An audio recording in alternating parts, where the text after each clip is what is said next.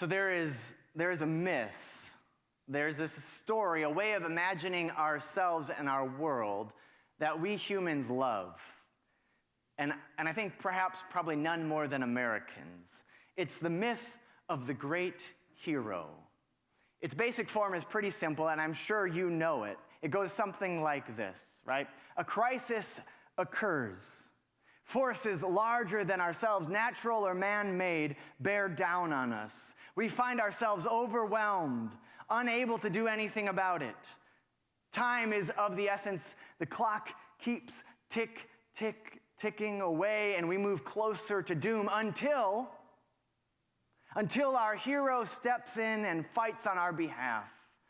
Though bloodied and wounded, but in battle, perhaps, and though initially they appear to be losing, they valiantly fight back, overcoming great odds and vanquishing the foe. Right? From John Wayne to Indiana Jones to Superman and Wonder Woman, from Roman emperors to our founding fathers, from abolitionists to civil rights icons like Dr. King or Rosa Parks, from philanthropists like Warren Buffett or Bill Gates to political figures like Kamala Harris or Donald Trump, we find ourselves facing a mountain of crises, facing certain ruin until, and unless, of course, they step in and save us. Right? This is how we tend to tell the story of our faith as well, of Mary, of Peter, of Paul, of Jesus, that they were these sort of heroic, extraordinary figures. And we do the same thing in our churches. We think, if we just get the right pastor, preferably someone who's young and has a few kids, then surely we will have a vibrant church again. And from these stories that we tell ourselves, we receive our instructions for how to live. Unfortunately, this powerful myth that grips us consciously and subconsciously gives us really pretty much one of two sets of instructions for life. One, which is the role that most of us are given. In the face of obstacles, watch and wait for someone to arrive to save you. Right? You are effectively reduced to passively waiting and then watching while you wait to see if they win the day. And then, I guess you clap or you praise them. Right? There's not a whole lot of agency involved here. Because the second set of instructions this story gives us is to be a hero, which is precisely a hero because they are unique. They are exceptional. Not you or me, in all likelihood. And so if you're the hero, you got to go around looking for people to save, places to insert yourselves in people's lives, whether they ask for it or not, right? You see opportunity after opportunity to simply play your role. And you know you're stuck in the hero myth if you find yourself muttering under your breath just about how you have to do everything yourself, or it will never, ever get done. At least not right. I'm sure no one here has ever had that thought, so. Well, I'll say I have, and I know all this because I have wrestled with it. And so I know that both of these roles reduce you to something less than human, less than we were created to be, either as one devoid of agency, waiting for someone else to step in, or as one who pretends to have no needs, always saving others but never tending to themselves. And both rob you of dignity and the core elements of what it means to be human. Right? None of us want to be passive bystanders. We want to do something. But we look out at the world and we think, well, what am I supposed to do? I'm not Jesus. I'm not Gandhi. I'm not Harriet Tubman or Rosa Parks. What could I possibly do? And so in the face of crises in our lives and in our world, we find ourselves stuck and overwhelmed. Sometimes we feel ourselves then guilty or riddled with shame, grieving and scared with no way to constructively release that energy inside of us, except for perhaps rage posting on Facebook. But this myth isn't only I would say toxic, it's also patently untrue. Our world doesn't run on extraordinary heroes. That's not how history is made. Things are changed. Dr. King and Rosa Parks themselves were part of a much larger movement. They had a specific role to play. And as we explored last Lent, Peter was every bit as messy and flawed as you and me. Every bit as in need of others to love him and hold him together when he was falling apart as you and I are. And as we remember in this season, Jesus himself didn't arrive fully formed. From womb to tomb, his mother was there, nursing him, guiding him, teaching him, tending him. And Mary wasn't alone. She had the company of Elizabeth, to say nothing of Joseph, who endured shame and scorn to stay by her side, though she was pregnant outside of marriage, and then helped the family to flee to Egypt as refugees when Herod in his madness tried to have baby Jesus killed. And the Magi likewise subverted Herod so that he couldn't find the Holy Family. All of that had to take place just in order for Jesus to make it to 3.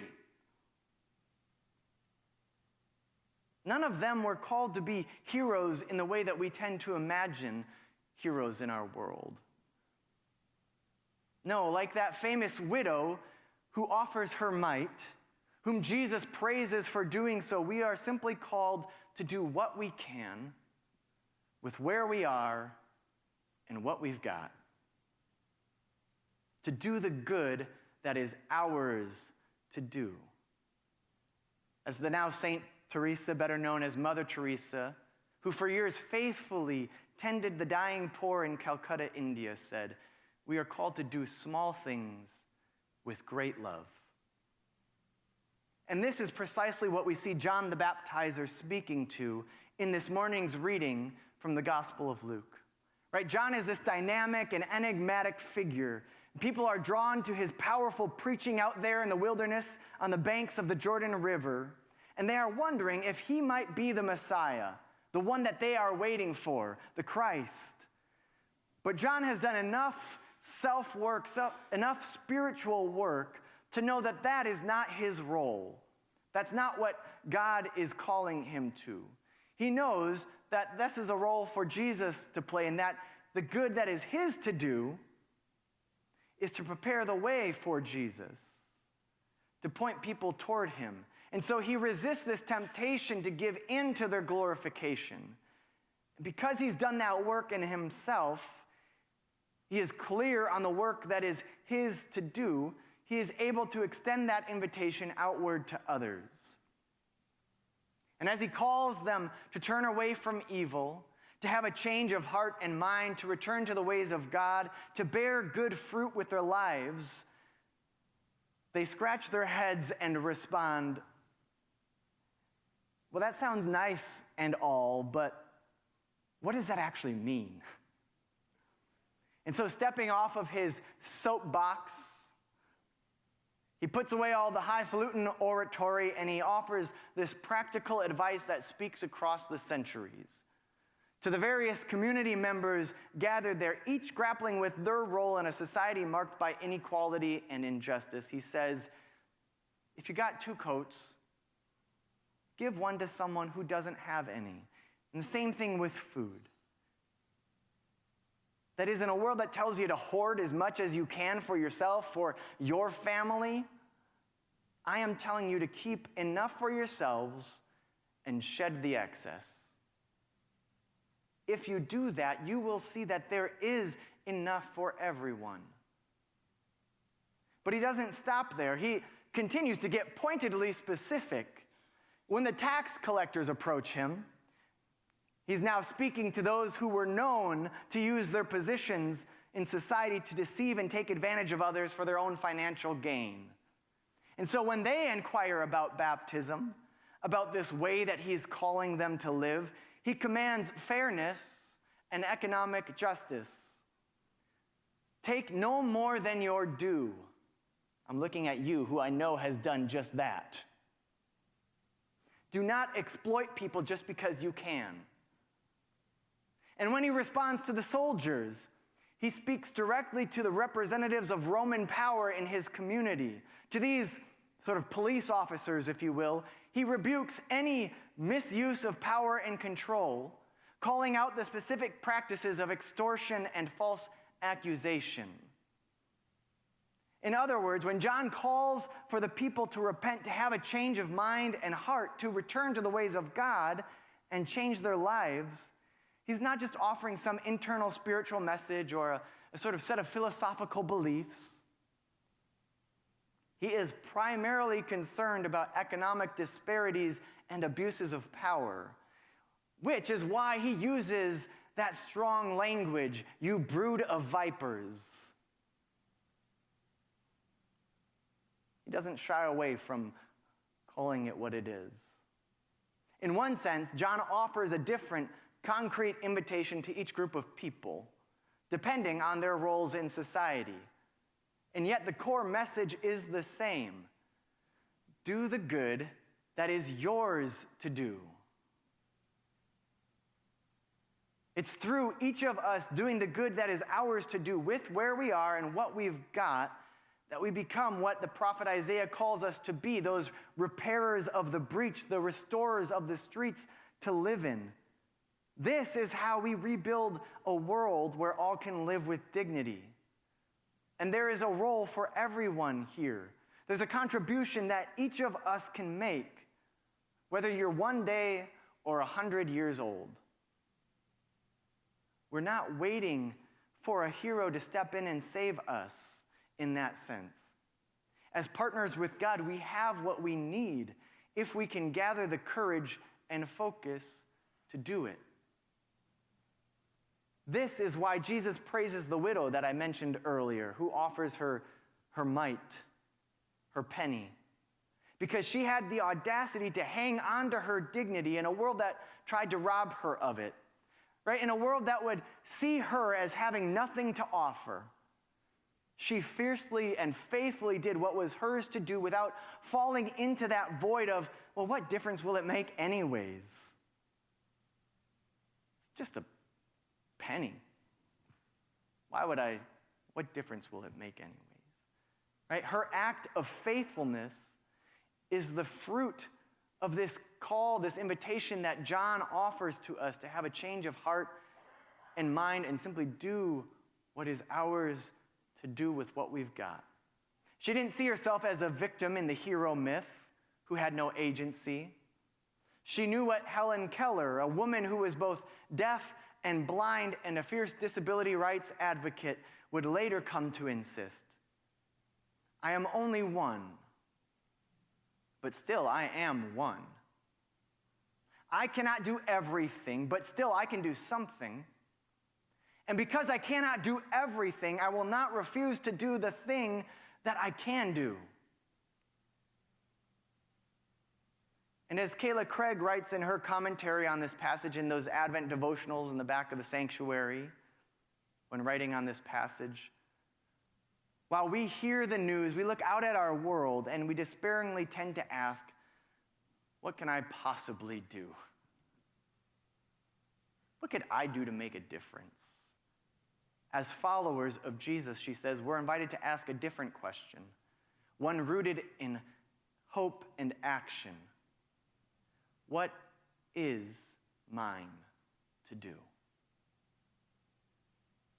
In the face of crises, when something is ending and something new has not yet emerged in our lives, we are called to be neither passive bystanders nor to be heroes. We are simply called to be humans, helping each other out, doing the good that is ours to do with where we are and what we've got. I think of this phrase often, this phrase that we have for this week. When I feel overwhelmed by the enormity of life or by the brood of vipers ruling our world, which is often, when I start to despair at my feeling of powerlessness, this phrase, do the good that is yours to do, brings me back to this breath, this moment, to what and to who is right in front of me, When I'm anxiously flying all over the place, this reminder grounds me and helps me to simply take the next faithful step, even if I can't see some grand picture of how it relates to everything else. And I think often of a phrase like it that comes from the rabbi Tarfon in an ancient Jewish commentary on Micah 6:8. He writes, "Do not be daunted by the enormity of the world's grief. Do justly now. Love mercy now. Walk humbly now. You are not obligated to complete the work, but neither are you free to abandon it." Friends, this Advent, may this reminder help you to take an inventory of your gifts and your passions, what makes you come alive, what you care about, and how that intersects with a need in our world. And through that intersection, discern what is yours to do, what is the next most faithful step, action that you can take. Whether it's singing or baking, dancing or making art, or helping connect others. Whether it's teaching or running a business or engaging in politics, or as Anne reminded us during stewardship, even making coffee and providing those snacks after worship is a ministry that can make a difference in someone's life. There are endless possibilities for helping to repair the breaches in our world, to restore the streets in our communities. Nothing is too small or insignificant unless you just do nothing. And so instead of asking yourself, well, what can I possibly do? What difference could I possibly make? What is the good that is yours to do now, in this season, with where you are and what you've got? As you do those things for others, you might just discover God satisfying some deep need within yourself. You might just find, as the prophet Isaiah says, your own bones being strengthened and turning the parched places in your own life into a well-watered garden. Friends, may it be so. Amen.